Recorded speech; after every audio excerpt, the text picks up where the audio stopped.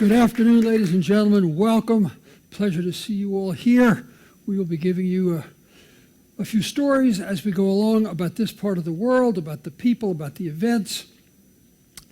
And we're starting today with the Vikings, and we're on a movie set, sort of, because apparently those are the movies they filmed for Journey to the Center of the Earth. The Vikings had many journeys as well, and we'll be talking about all of that. Looking at snow out there reminds me, it's a pleasure to see so many of you for our first lecture, and it brings to my mind a day, quite a few years ago. We had a large auditorium up north, and we had a talk scheduled, and it was a terrible day, a blizzard. The whole city was paralyzed. I walked out on stage. There was one man in the audience, sitting right about there. And I walked over, and I said, "Sir, don't worry, even if you're the only man here, I'm going to give you the full talk as if this place was packed." He said, "Fly right with me. I'm just here to lock up when you're done." I hope you're not here to lock up when we're done. We're talking about the Vikings, and when we tell our stories, first of all, when we tell our stories, we like to tell you the who, what, when, where, and how. Those are all important, but the most interesting part of all, and we'll try to give you some insight into this, is the why. Why did they do what they did? Why did all of this take place? And we'll try to explore all of that. And when we have our stories, no story in history has a beginning and an end, because everything in history is connected to everything else in history. So we have to pick a starting point, a place, a time, a person, an event. In this story, I pick a prayer in Latin. A furore numanorum libera nos Domini, from the fury of the Northmen, deliver us, O Lord. It first was offered on the 8th of June in the year 793. The place was a little island off the northeastern coast of England called Lindisfarne, where a magnificent monastery had been constructed. Out of the mists of the North Sea, a Viking fleet swept down on the island. The Vikings came ashore, and as a contemporary at the time described it, the ravages of heathen men miserably destroyed God's great monastery on Lindisfarne with plunder and slaughter. That was the Vikings. They swept all across the coastline of Western Europe, from Scotland all the way into the Mediterranean to Sicily. And they were terrifying, and they were feared. The French monk Abbo wrote of them. These wild beasts ranged through hills and fields, killing babies, fathers, sons, mothers. They thought they were the wrath of God.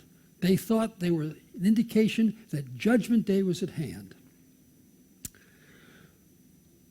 When we talk about history, when we talk about various facts in history, I'm often reminded of an American philosopher from the 19th century, a man by the name of Josh Billings, who used to say, "The things that get you in trouble in life ain't the things you don't know.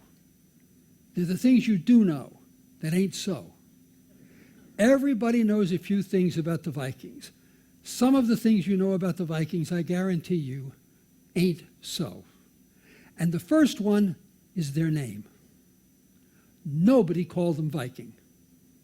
They called themselves the Norse, or the men of the North, and the people they preyed upon called them the Northmen as well. The word Viking appears nowhere until the 13th century, about 200 years after the Vikings are gone. It first appears in something known as the Codex Regius, an ancient collection of writings, and we don't know its origin. Perhaps, just perhaps, it comes from a Viking word, vik, which means an inlet or a port, and it still appears today in place names like Narvik in Norway, or Berwick in England, or Wicklow in Ireland, or where we just were, Reykjavik in Iceland. Who were the Vikings?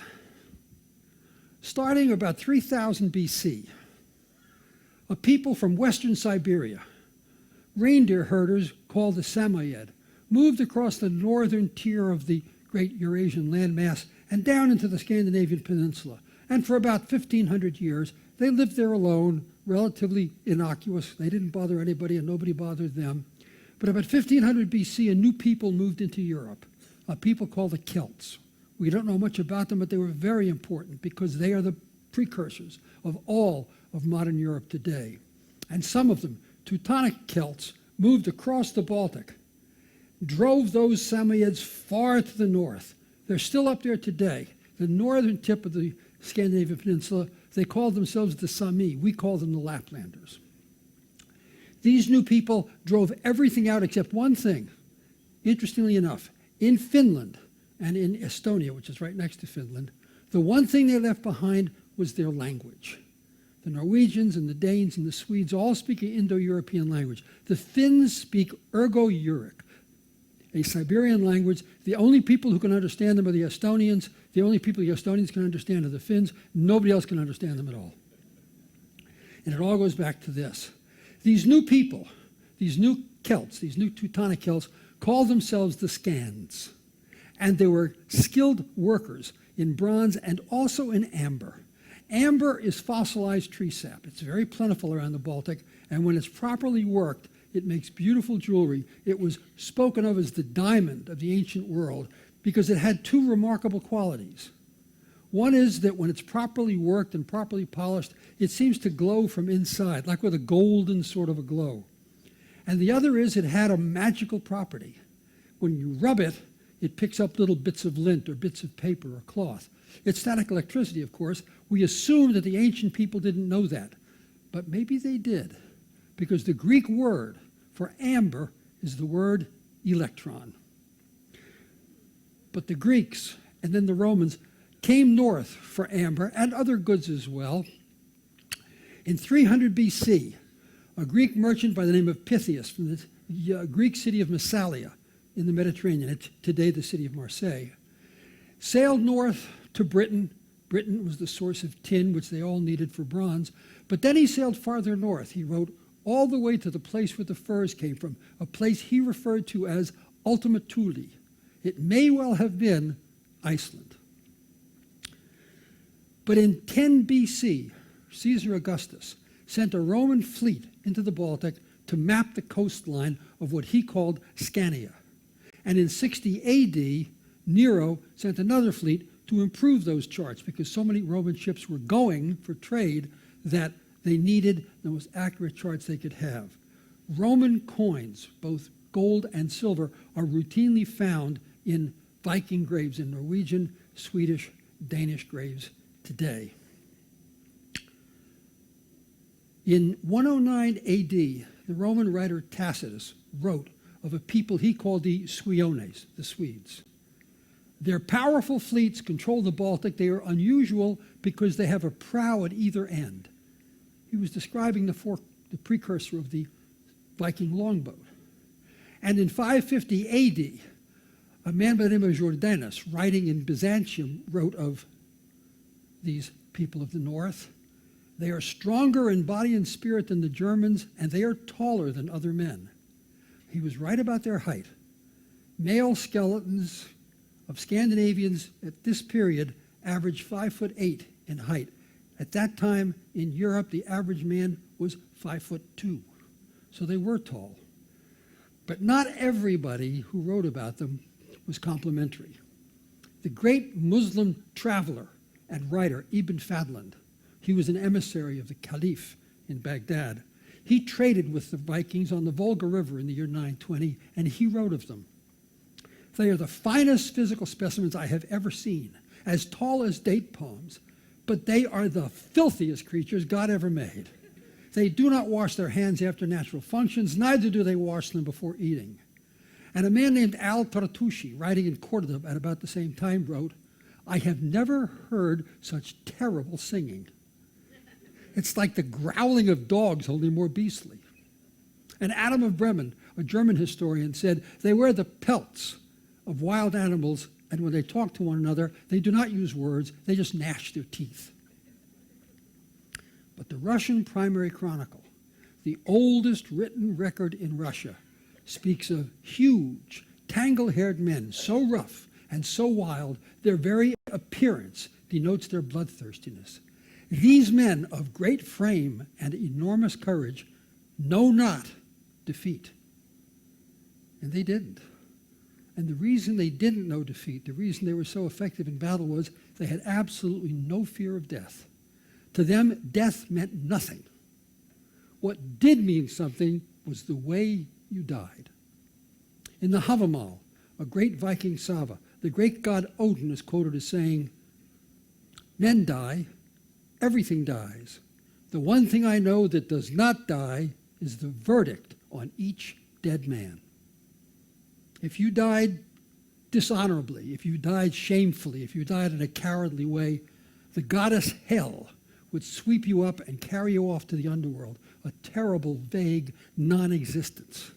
But if you died bravely, if you died courageously, if you died with honor, magnificent winged warriors, women riding winged horses, known as the Valkyrie, the word Valkyrie means choosers of the dead, would pick you up and carry you to Asgard, the garden of the gods where you would live forever in Odin's great hall of Valhalla, which is the hall of the chosen, feasting and fighting for all eternity with other heroes.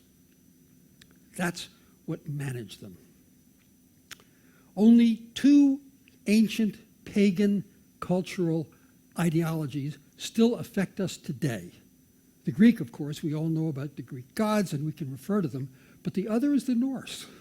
And if you don't think that's true, just look at the days of the week. Saturday, Sunday, and Monday were Roman, the god Saturn and the sun and the moon. But the other 4 days, Tuesday is the day of Twi, the Norse god of war. Wednesday is Woden's day. Woden, the great god of all the gods. Thursday is Thor's day, the wielder of the great hammer of vengeance and thunder. And Friday is Freya's day, the goddess of fertility. We still use their names today. Christian missionaries began arriving in Scandinavia about the 9th century, and interestingly enough, they were not opposed. There's not a single record of martyrdom in all of Scandinavia. The Vikings easily accepted Christianity, but they accepted it on their own grounds. A Viking lord was once heard to say at a baptism, "I have been to 20 baptisms, and each time I've received a fine white linen robe." He held up a little piece of cloth that was being offered. Not a little bit of cloth like this, not fit for a dog. And one Viking jarl, nobleman, who had just been converted to Christianity, was then asked, "What do you believe in now?" His answer was, "I believe in my own strength." They did. They did believe in their own strength. They believed in their own weapons. They believed in fighting bravely. They believed in warfare. Some of them fought as berserkers. The word berserk is an old Norse word. It means bareback, and they fought without armor, ferociously. But when we look at their armor and their accoutrements, it brings up a second piece of news, a second piece of information about the Vikings we all know that ain't so. The most common Viking iking, unquestionably, is the horned helmet. You want to draw a Viking, you draw a horned helmet. You draw a horned helmet, you've got a Viking. We have hundreds of Viking helmets that we have recovered from graves, from battle sites. They all look like this. This is a Viking helmet. There are no horns. No Viking ever wore a horned helmet. That's not quite true. There is one group of Vikings, the only group of Vikings in history that has gone into combat wearing horned helmets, but they are the Minnesota Vikings. For those of you who don't know, an American professional football team. So where did they come from? And why did they come? They came from the north. They came down on Europe. We don't know why they came. There are various theories: overpopulation, lack of food. I don't buy any of that, however. I think they came because of the opportunity. Rome fell at the end of the 5th century AD.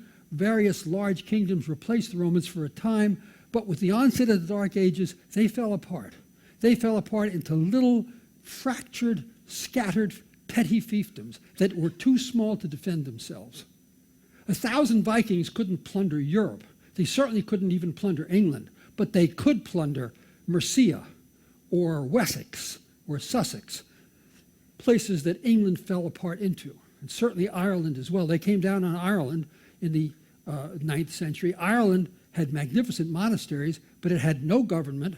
It had no towns. There were no towns in Ireland. The Vikings moved in, and the first thing they needed were ports for their ships, and so they built ports for their ships. And Viking ports became the towns of Cork, Limerick, Waterford, Wexford, and Dublin. All of them Viking ports. The Vikings introduced trade.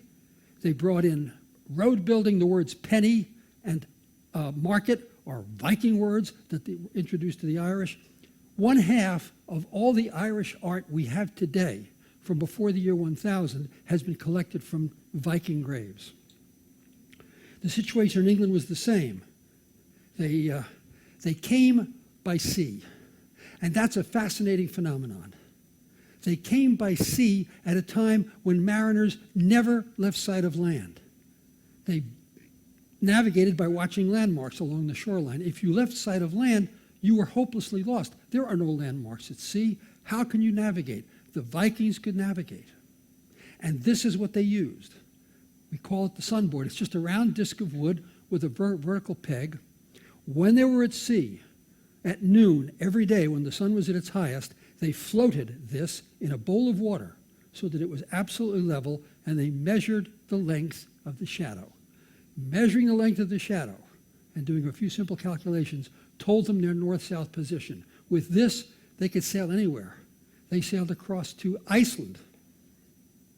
Ingolfur Arnarsson established Iceland as a Viking colony in the year 870 AD. Leif Erikson carried on and sailed on to Greenland. He established Greenland as a Viking farming colony. It was green then. The world was warmer than it is today in 986. They sailed all the way to Newfoundland.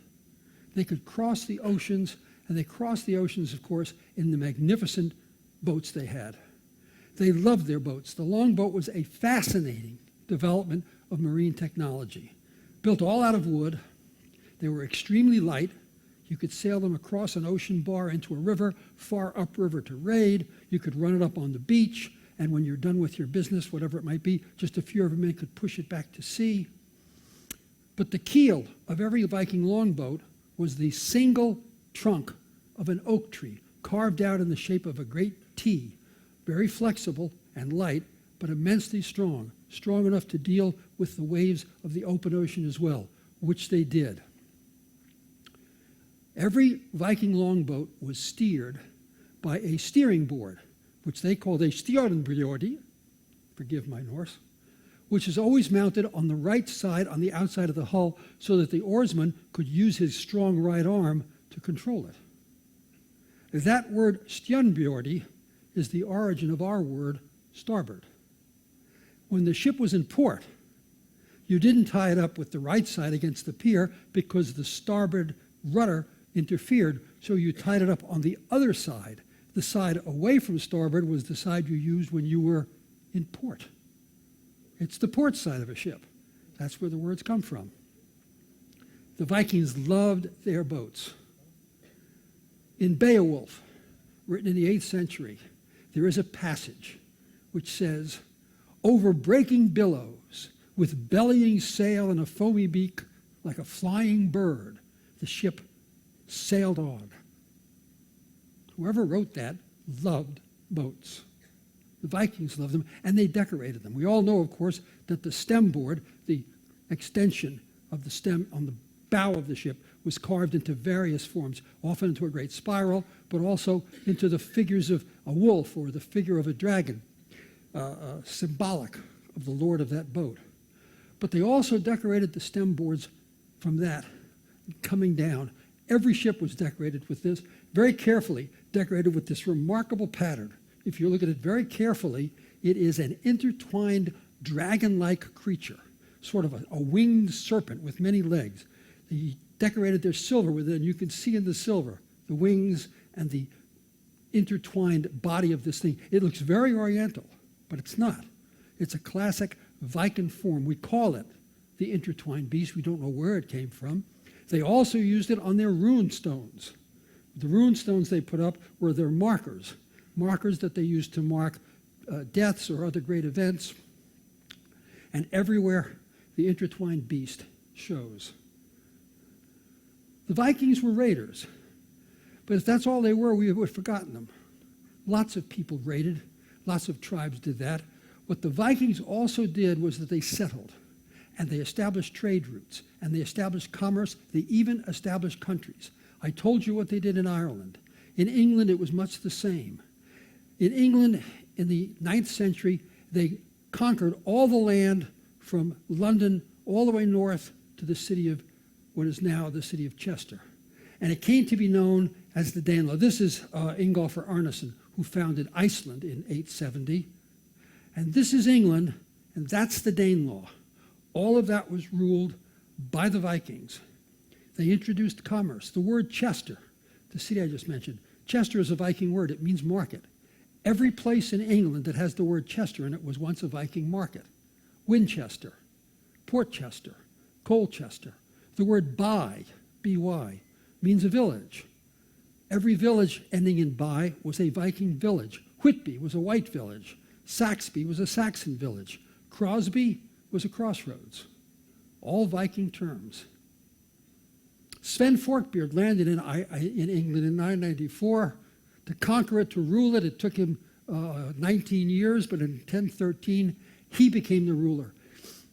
And by 1013, something very fascinating had happened. The Vikings came because these little places, these little pieces of countries, these little fiefdoms, were too weak, too poor to defend themselves. But the Vikings established all this trade. They established trade roads. They established ports, all of that. They established coinage. And as they developed commerce, these countries, and therefore their rulers, got more and more prosperous. And as they grew more prosperous, they grew more able to defend themselves. They grew more able to drive the Vikings out.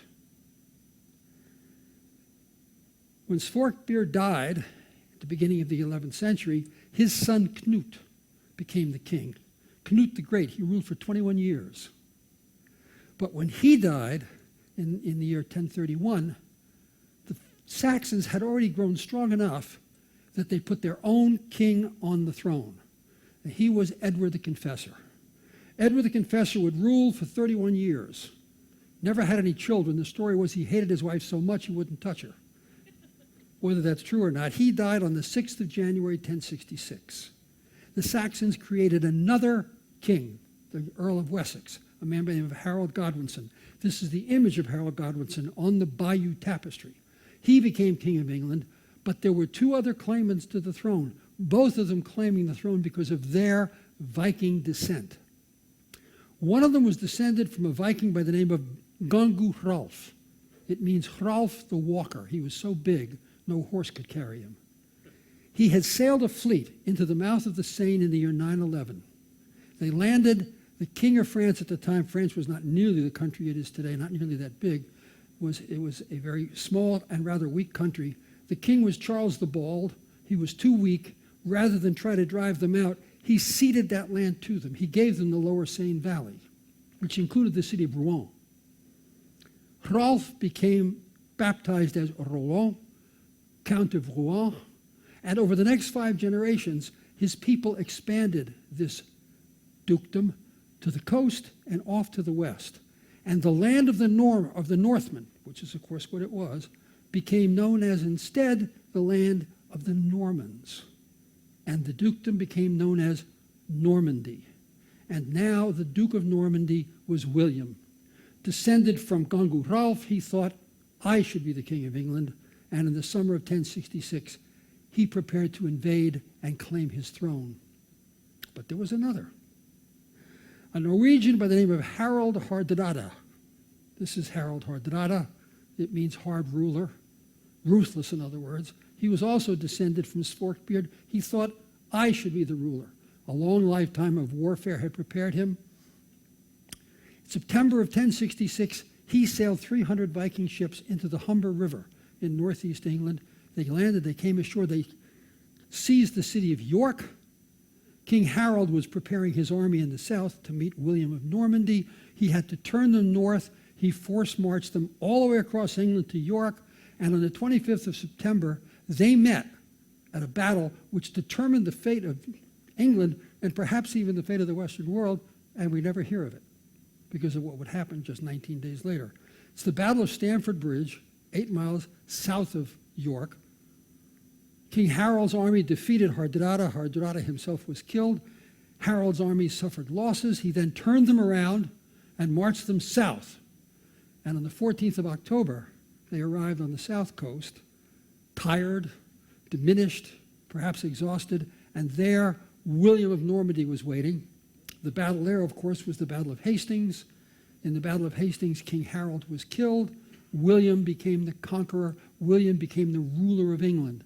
And his Normans moved into the royal family and established themselves as rulers. But remember, his Normans, 5 generations earlier, were Northmen. There is a big part of the English royal family descended from the Northmen instead. But this trade, this creation of various countries, establishment of trade routes, was very important to the Vikings. And not only was it important to them in establishing trade routes, they established trade routes in many places in Europe where they landed, but traders from Europe also traveled north to the Baltic for the goods they wanted. They traveled up the west coast of Europe and into the Baltic. They also traveled up the rivers, the great Russian rivers that flow south, the Dnieper River, the Volga River, also to the Baltic. And they came for what the North had to offer: white bears, falcons, honey, wax, malt, Swedish iron, eiderdown, seal oil, and of course, amber. There were 2 towns that the Vikings used as their trade centers. One was the town of Hedeby in what is today Denmark. The other was the town of Brücke, which was on Lake Mälaren in the middle of Sweden. Mälaren's a large lake. It's more than 30 miles inland from the sea. An arm of the sea reaches almost to Lake Mälaren, but between Lake Mälaren and the sea, there's a little 3-foot waterfall. It's still there today. It was very important. The town of Brücke was on Lake Mälaren. No ocean-going ship could get past that waterfall to get to Brücke. It was the perfect defense. At that waterfall, a little island was the point where all the goods had to be transferred, and all the goods were transferred there. And the word in Swedish for an island is Holm. The town, of course, is now Stockholm. But the 3 things that the Vikings traded that were the most valuable of all were furs, ivory, and slaves. The furs, of course, came from Ultima Thule. Pythias of Massalia had found it in 300 BC. They were still brought down from the north by ship, carried down the west coast of Scandinavia into the Baltic to one or the other of the trade cities. And this trade route down the Scandinavian west coast came to be known as the Great North Way. And over time, because that's the way we often do this, not only the trade route became known as the Great North Way, but the land alongside it became known as the Great North Way.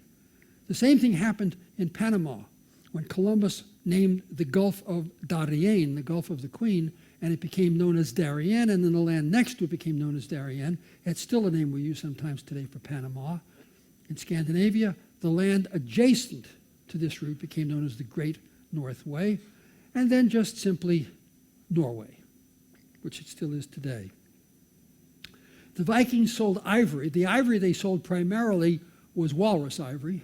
They collected it from the great population of walruses in the Arctic, their great tusks, and they sold it for weight. You sell ivory by weight. It's precious, so it gets a good price, but it's sold purely by weight, except for one form of ivory, which the Vikings figured out they could sell for a much better price. This comes from a rather rare form of beluga whale that lives in the Arctic called the narwhal. Narwhal is a Norse word. It means corpse whale, because these whales are not very big, 14, 16 feet. They like to sort of laze upside down with their bellies showing just below the surface. Their bellies are white, looks like they're dead. But the narwhal has a fascinating phenomenon. These are narwhals. Every male narwhal grows a single, perfectly straight, spirally grooved tusk out of the middle of his forehead. One long tusk. A 16-foot-long narwhal can have an 8-foot-long tusk. We do not know the function of these tusks, but we know they have them. So did the Vikings. They would collect these tusks, and they would sell them, not by weight, but they would sell them as the absolutely priceless horn of the unicorn. Big price markup. The third thing they sold were slaves. The Vikings had slaves. They took slaves in war. They called their slaves thralls. But they also collected slaves. The Norwegian and Danish Vikings went west.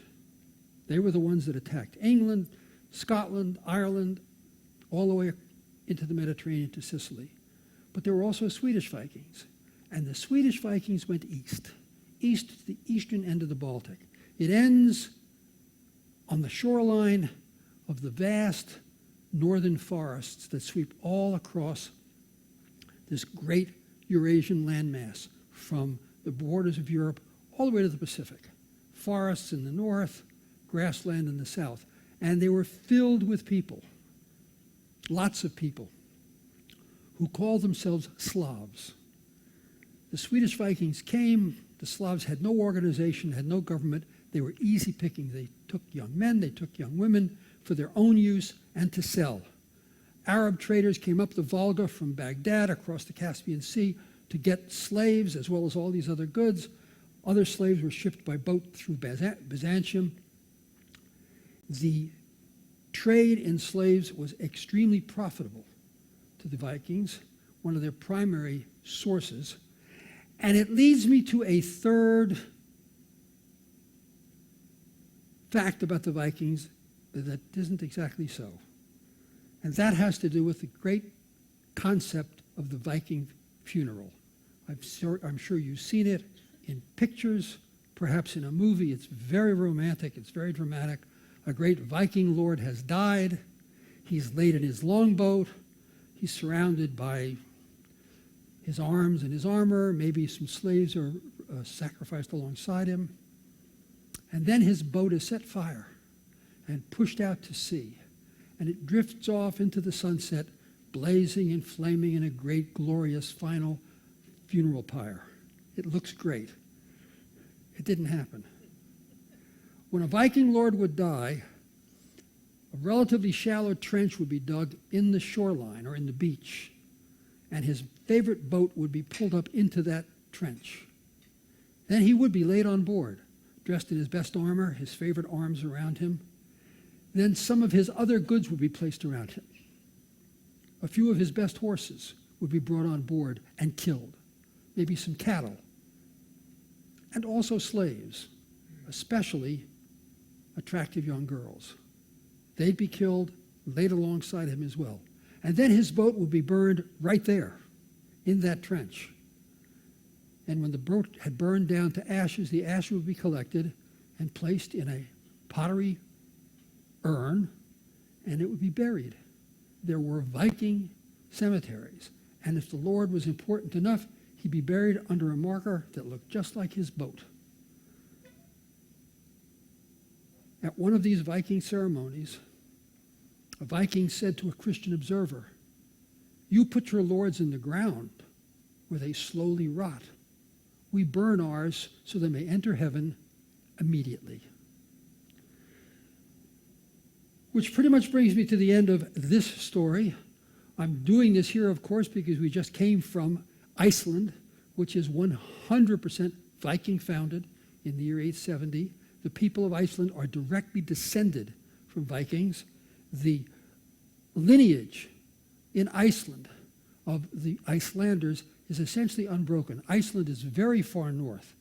It's 64 degrees. It's farther north than Greenland. It's warm because it sits on the mid-Atlantic ridge, which allows this upwelling of very hot magma from inside the earth. There are 200 volcanoes in Iceland. There are hundreds of steam fields, temperatures as high as 250 degrees. They get all their hot water from geothermal heat. They use them to heat their homes, to heat their swimming pools, to give them all their hot water. They heat their pavements with that. And they also use that geothermally heated water to generate their electricity. Virtually all of their electricity is generated through geothermal heat, 99.9% of it. But it was founded by Vikings, and because it's so far north, there has been almost no interchange back and forth over the centuries of new people, which means today, Iceland, which is 1,100 years old, closer to 1,200 now, has an unbroken genealogical string. Almost no input. Viking families remember their ancestors. They can trace them back generation by generation, name by name, all the way back to the beginning. It is a perfect genetic workplace, which they use for a genetic workplace. And Icelandic is actually Old Norse.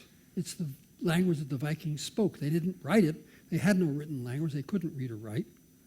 But they spoke it when Iceland was first established, when the first Christian missionaries arrived in the 12th century. They brought Bibles with them. Bibles are of no use unless you have a written language, so they created one.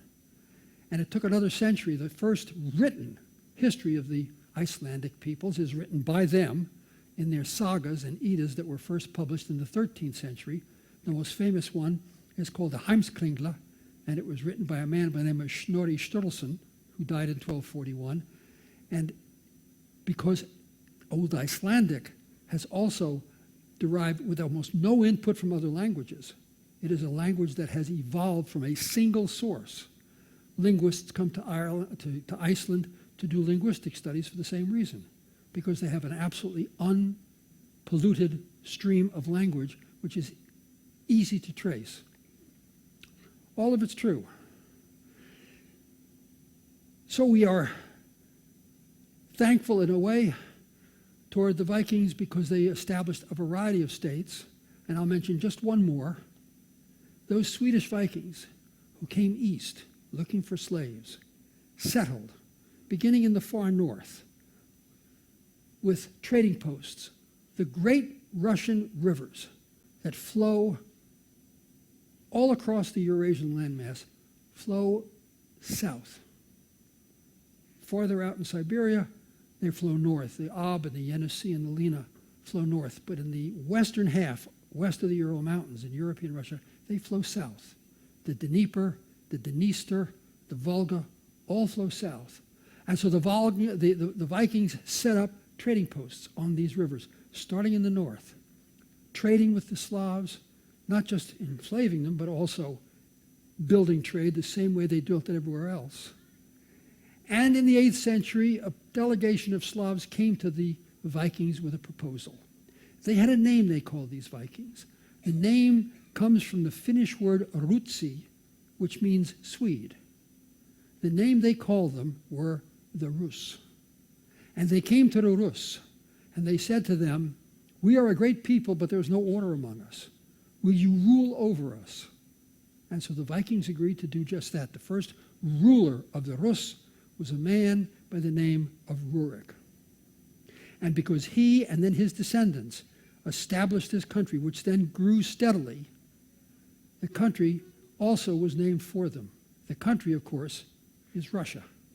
And the name comes from the Swedish Vikings. In just a minute, I'll be able to ask you, or I'll be able to take some questions from you. Let me just point out, this is the first of a group of stories we'll be telling. Subsequent stories will be about Russian history and also about Norwegian history, and finally about the City of London. So we will have those to offer later. Most of our stories, our history stories, are recorded on CDs, in albums. We have 16 albums of recordings from different parts of the world. We have printouts available if you're interested to look over the list and see. The albums are available in the Apropos shop, and if you're interested, we will be able to meet you there after the talks now or any of the subsequent talks. And so now's the moment. If you have any questions, this is the moment. Anyone?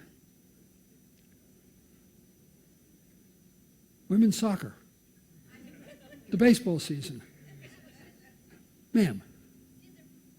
Did the Romans and the Vikings ever clash or meet? Did the Romans and the Vikings ever clash? In other words, was there ever any fighting?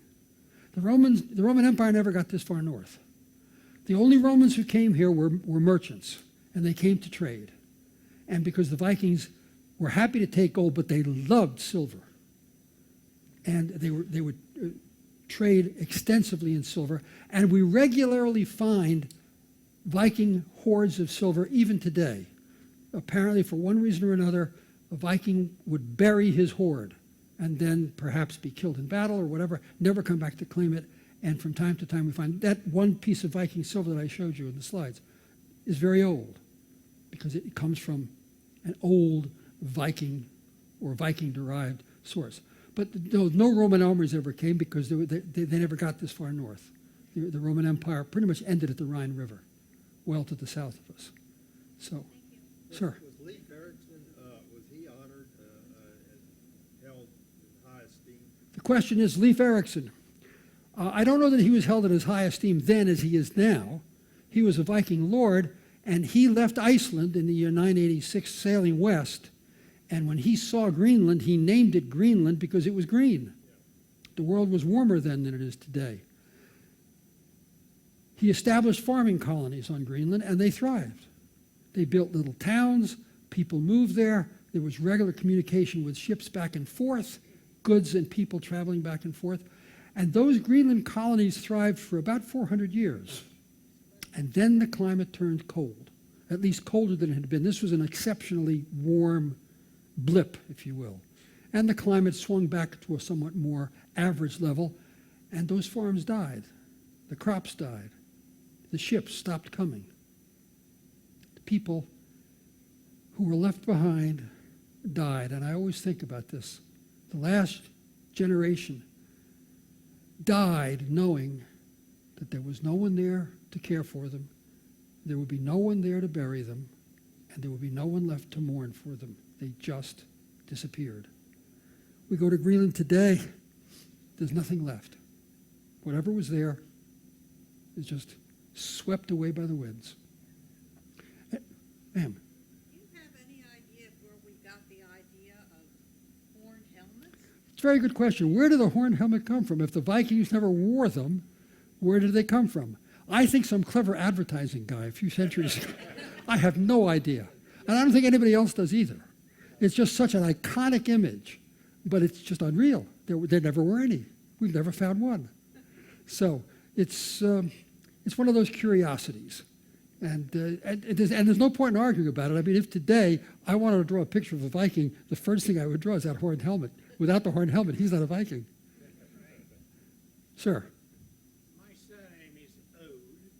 I was born within 30 miles of Yarvik. Yes? Are these things significant?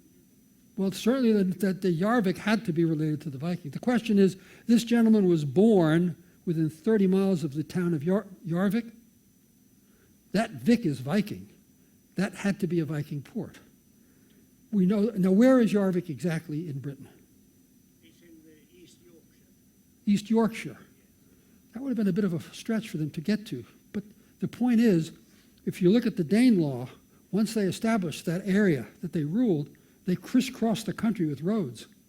Ma'am? His surname is Ode. O-D-E? O-A-D. Well, we spell it O-A-D, but I suppose you could spell it any way you like. The gentleman's family name is O-A-D. You got Vikings in your background, sir. Well, there's no question about it. Because the town's name is a clue, but your family name is a better clue. That's obviously Norse. It's big as Yeah. So, you are related to Leif Erikson. Of course, in a bigger sense, we all are. But anyway, thank you for that. Anyone else? Well, in that case, we're done for the day. The next talk I give in a couple of days is going to be on the birth of Russia. And that will be in a few days. I hope to see you then. Thanks for coming today.